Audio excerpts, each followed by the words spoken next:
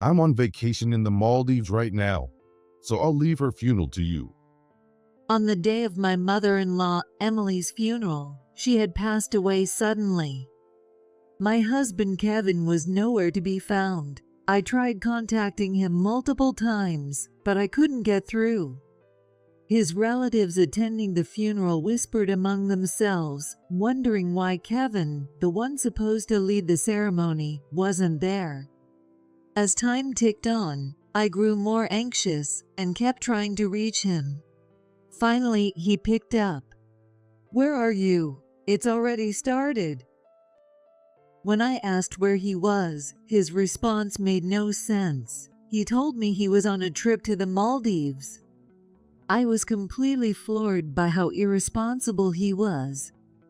There's no saving this man. I made up my mind to follow the instructions left in the will Emily had given me. My name is Jessica Adams. I'm 45 years old and work as a nurse. I have an 18-year-old daughter, Emma, who's preparing for college entrance, and a 15-year-old son, Jack, who's busy with high school tests. Emma and Jack, have you finished your studies? We know, Mom. I'll start right after this show's over. Me too. Encouraging them to study has become a part of my daily routine. Kevin works as a company employee. He's always been a serious guy, a workaholic, and so disinterested in the family that our marriage has grown cold, as have his relationships with our kids. Even when we were newlyweds, he was hardly ever home because of work, but I thought he would change once we had kids. But Kevin stayed the same. No matter how chaotic things were at home with the kids, he never came home early. I'll be late because of work tonight too. But I'm on the night shift. You said you'd be home early. I have work too, Jessica. I can't always do what you want. He knew my work schedule was irregular because of my shift work, yet he was never cooperative, which frustrated me. Eventually, his lack of support led to us no longer sharing a bed, and we started living more like a couple only in name. Emma and Jack used to ask when their dad would be home, but at some point, they stopped asking. Now, even when they see him, they barely speak unless absolutely necessary. Because I'm a nurse, I sometimes have night shifts and need to leave the house. During those times, I would ask Emily, who lived nearby, for help.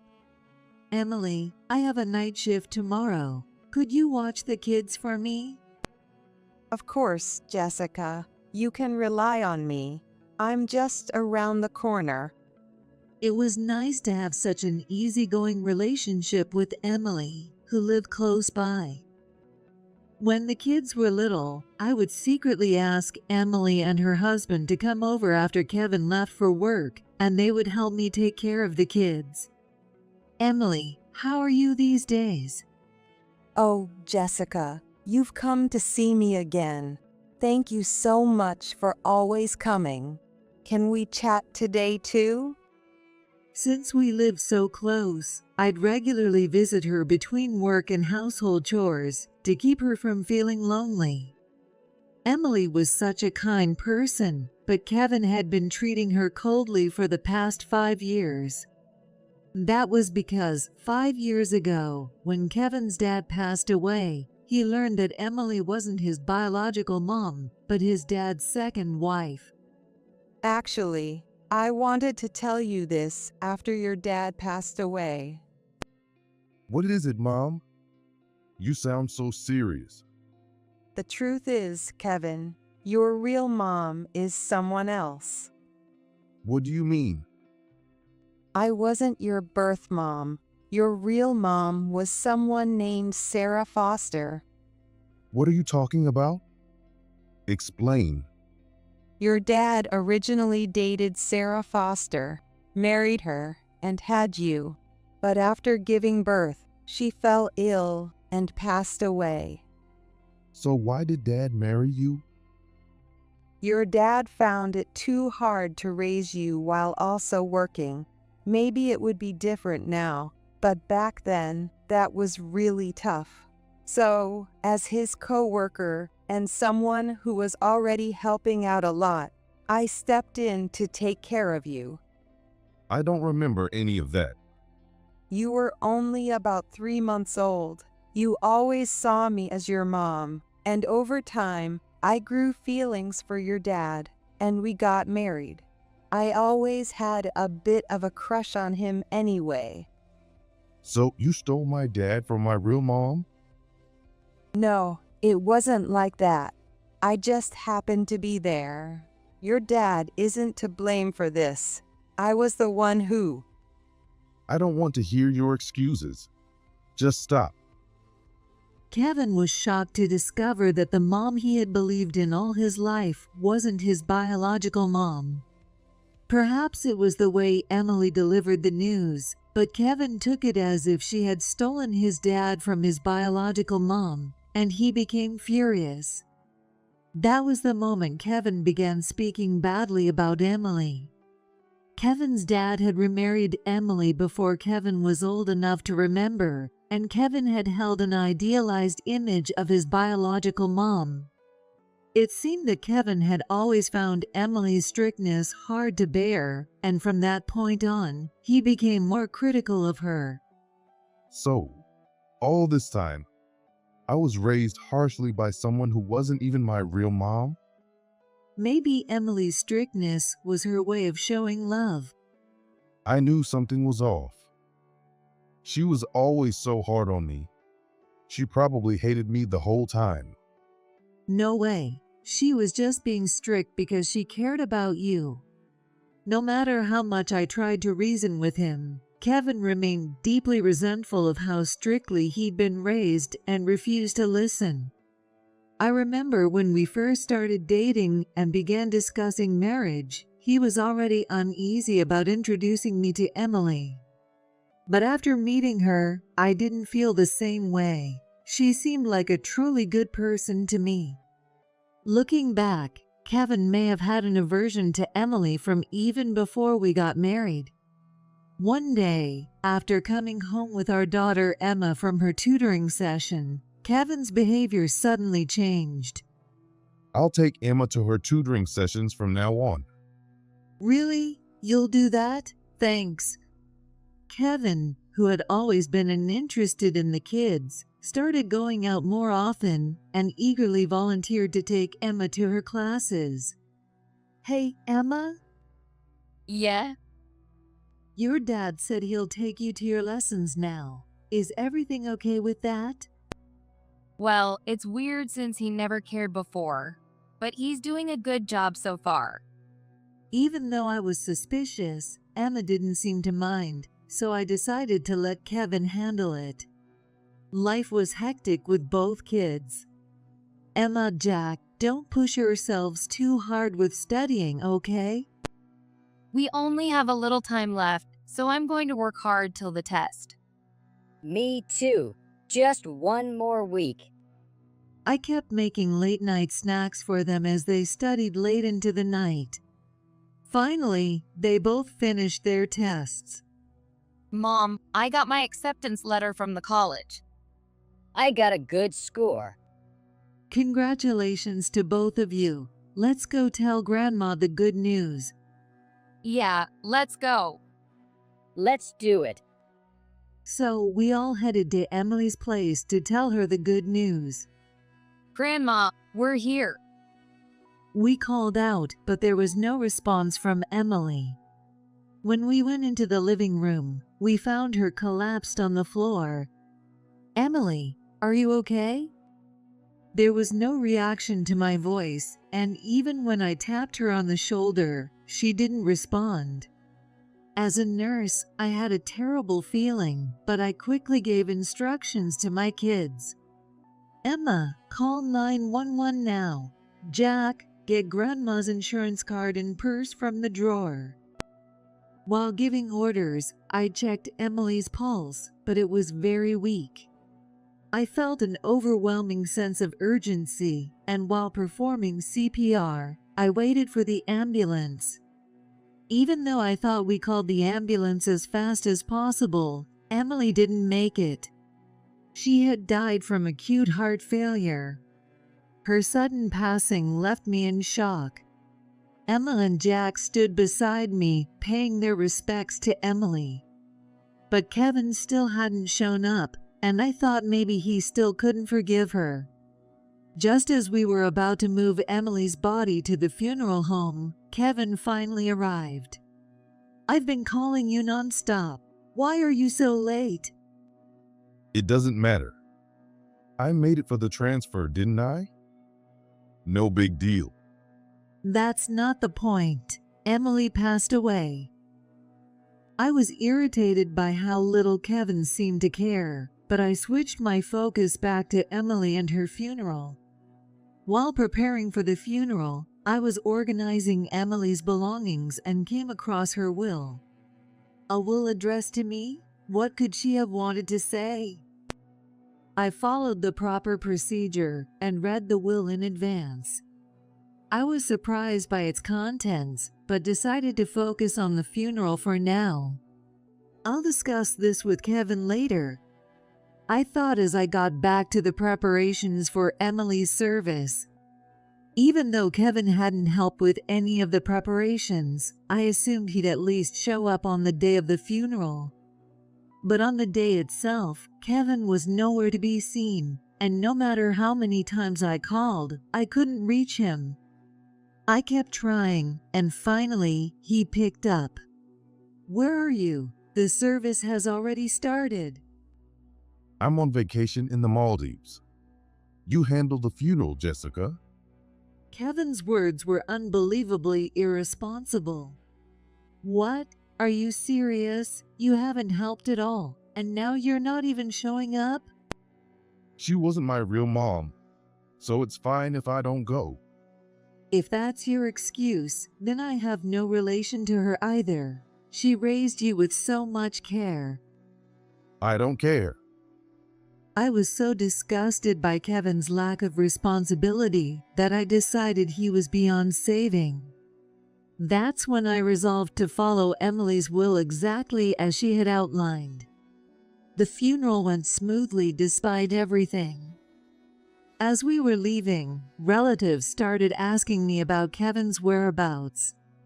I can't believe you didn't even show up to the funeral for Emily, who raised him all these years.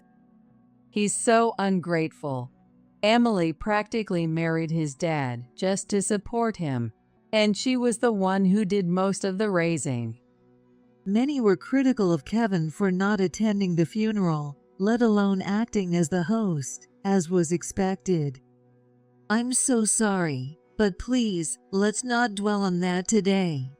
I think it would only sadden Emily. You're right. We should focus on remembering Emily today. The relatives listened to my request and spent the day sharing fond memories of Emily. Emily was really talented at her job. So when we heard she was going to become a stay-at-home mom for Kevin's dad, we were shocked. Oh yes, I remember. We were all surprised. We even opposed it at first, but Emily wouldn't hear of it, and it caused quite the stir back then. They shared stories of when Emily became Kevin's mom. I see. Emily was such a big help to me. Even though she worked so hard, she was always there for me when I needed her most.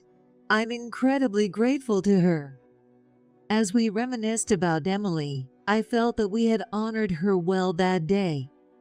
Personally, I didn't have much time to grieve, as I was preoccupied with everything I had planned to do next.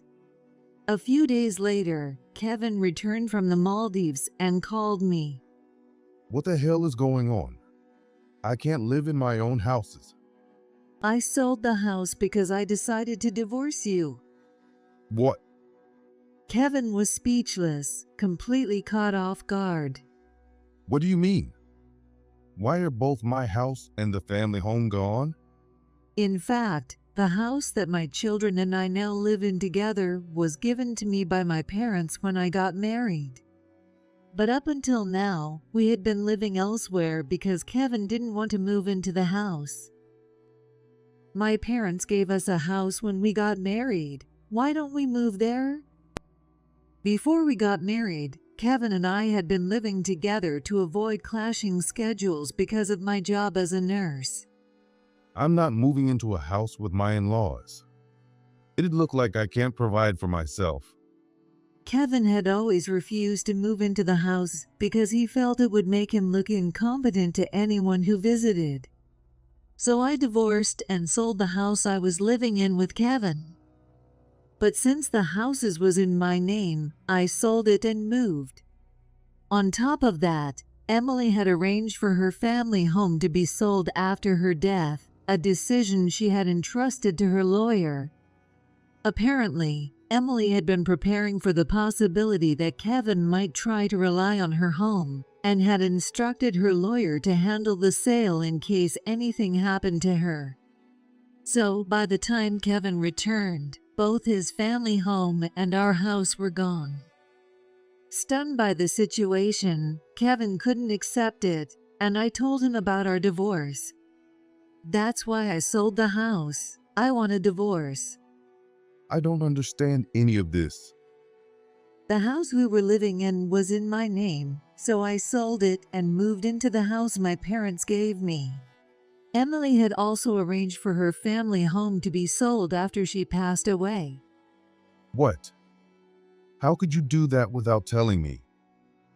I patiently explained to Kevin that Emily had instructed her lawyer to sell the family home, and that I had sold our house because I wanted a divorce. Divorce was mentioned in Emily's will, and I know you've been stalking some girl, by the way. How do you know about that? Emily looked into it. She thought something was off with your behavior. I pointed out that Emily had uncovered Kevin's stalking behavior, which had been detailed in her will. Kevin's anger was so apparent that I could feel it through the phone. According to Emily's will, she had found out about Kevin's stalking, hired a private investigator, and gathered evidence. The will also instructed that I divorce him to protect myself, Emma, and Jack, and left her estate to our children. After explaining the contents of Emily's will, Kevin became furious when he realized that he wouldn't receive any inheritance. For me, the will was shocking, but I felt a sense of relief and joy knowing that the inheritance would go to our children, and that it included a mention of my divorce from Kevin. It turned out that the girl Kevin had been stalking was Emma's friend, Isabella, from her tutoring class. Isabella was a cute high school girl, exactly Kevin's type. Although Emma didn't go, Isabella and her friends had gone on a graduation trip to the Maldives to celebrate their college acceptances, and Kevin had followed them there with the intent to stalk Isabella. Kevin was hit with both the divorce and a restraining order filed by Isabella. It's not my fault. Kevin muttered some nonsense, but he was soon taken away by the police and ended up in custody for a while. Isabella got a restraining order against him, and the matter was resolved with a settlement payment. When Kevin was brought to the police station, Isabella was already there as the victim. It's him.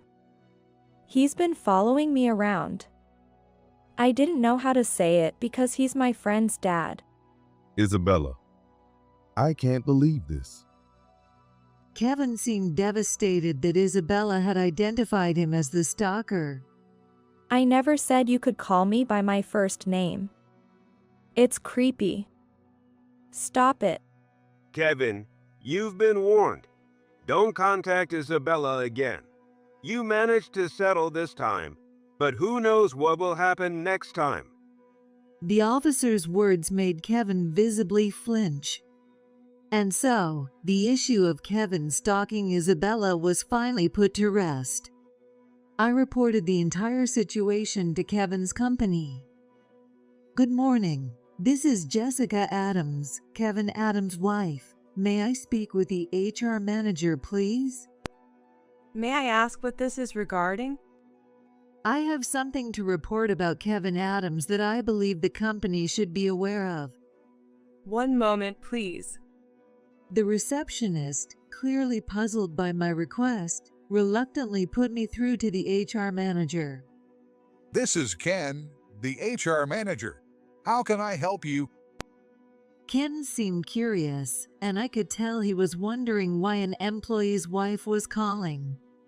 I'm sorry to bother you during a busy time. I'm Jessica Adams, Kevin's wife. I wanted to inform you that Kevin has been involved in a stalking case and was issued a restraining order. He also paid a settlement. What? Is that true?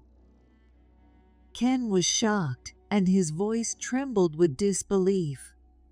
Yes, it's true. Additionally, we are getting divorced, so feel free to discuss the details with him directly. Thank you for informing us. We'll confirm with him and take appropriate action. Ken's voice sounded calm but tired, as though he understood the gravity of the situation. It was clear that the company would need to deal with it, and the implications were likely exhausting to consider. Thank you again. Goodbye. After that call, the company decided on Kevin's fate, and he was fired. Our divorce was finalized, and Kevin paid child support in one lump sum. After that, I never heard from him again. The divorce is final now. Yeah, it is. But about child support? I won't accept anything but a lump sum. I don't want to be tied to you for life just because of child support payments. I cut Kevin off before he could say anything further about child support. Seeing me like this, he looked a little scared. It seemed that I had grown stronger emotionally after everything we'd been through. I owe it all to my kids, and I'm truly grateful for them. What about the kids? Will I be able to see them in the future? I've left that decision up to them. Whether this is the last time you see them or not is up to them, but you can see them now if you'd like. Emma and Jack had been waiting in the next room in case Kevin wanted to meet them. Emma and Jack, come here. Your dad wants to see you. Okay, Emma, Jack. I appreciate that you've agreed to pay child support, but I've never considered you a dad. You have no idea how much Mom has been through. When I was little, I loved how hard you worked, Dad.